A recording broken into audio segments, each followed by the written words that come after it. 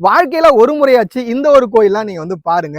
இந்த ஒரு கோயில்ல தாங்க உலகத்திலேயே முதலா நடராஜருடைய சிற்பம் செதுக்கப்பட்டிருக்கு. அது மட்டும் இல்லாம இந்த ஒரு கோயில் உலகத்துடைய அனைத்து நற்செயலும் அடங்கிய ஒரு ஆபரண பெட்டி அப்படின்னு பல்லவர்களே குறிப்பிட்டிருக்காங்க. இப்படிப்பட்ட ஒரு சிறப்பு வாய்ந்த கோயில் தான் சீயமங்கலத்துல இருக்க அவனி பாஜன பல்லவ ஈஸ்வரம். இந்த கோயிலை வந்து 1400 ஆண்டுகளுக்கு முன்பு முதலாம் மகேந்திரவர்மன் அப்படின்ற ஒரு பல்லவ மன்னர் தான் வந்து இந்த கோயிலை குறைஞ்சிருக்காரு. நீங்க பாக்குறீங்களா அந்த பாறை, அந்த பாறைக்கு அடியில சரிவுல தான் வந்து பாறையை குறைஞ்சு இந்த ஒரு கோயிலை உருவாக்கியிருக்காங்க. இது வந்து ஒரு குடவரை கோயில். அதன் பின்பு வந்த சோழர்களும் விஜயநகர பேரரசும் இந்த கோயிலை பல வகையில வந்து மேம்படுத்தி இன்னைக்கு பார்க்கும்போது ஒரு பிரம்மாண்டமான ஒரு கோயிலை உருவாக்கியிருக்காங்க. இப்ப நான் நிக்கிறல ஒரு பாறை, இந்த பாறைன்னு பாத்தீங்கன்னா ஒரு வியூ வந்து அவ்வளவு அழகா இருக்குங்க. வாய்ப்பு கிடைச்சா கண்டிப்பா ஒரு முறை வந்து பாருங்க.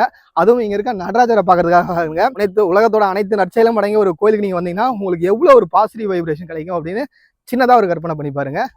இந்த இடம் சரியா செஞ்சில இருந்து ஒரு 20 கிலோமீட்டர் தொலைவில் சீயமங்கலம் அப்படின்ற ஊர்ல தான் இருக்கு. இந்த இடம் வந்து திருவண்ணாமலை மாவட்டத்துல வரும் வச்சுங்களா.